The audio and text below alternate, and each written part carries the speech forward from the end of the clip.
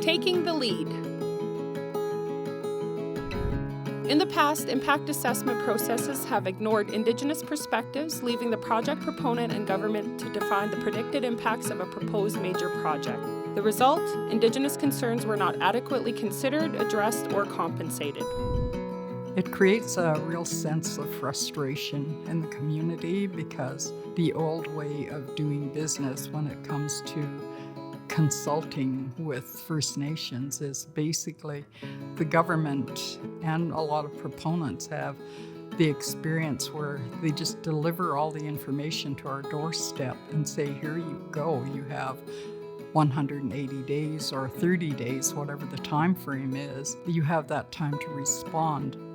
And our feeling over time, and it's proved true, is that whatever our response was, there are very few times where it actually made a change either in the plans and definitely never in a place where they actually stopped doing things because of what we told them.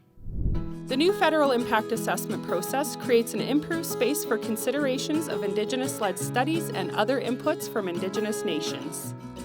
Having it done by the First Nation because they know their territories, they know the sensitivities.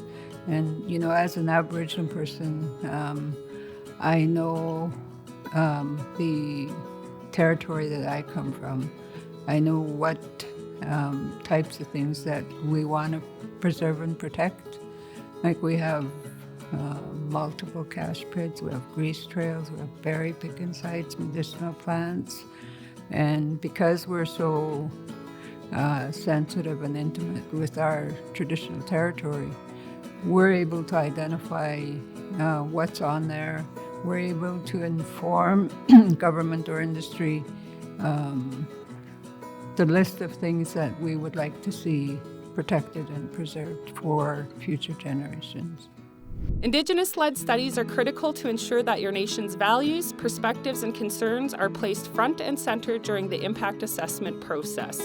They are a way for nations to take back control and tell the nation's story of the current conditions, potential changes, and types of impacts a major project is likely to have on rights, territory, and community well-being.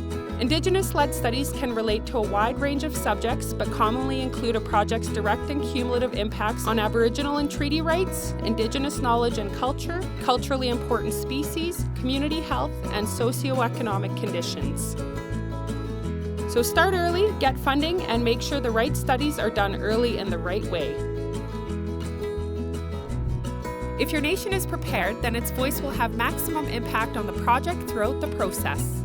For more information, go to our website to watch more videos in this series and download the Coalition's new guide to effective Indigenous involvement in federal impact assessment. Please feel free to contact us at any time. The Coalition is here to help.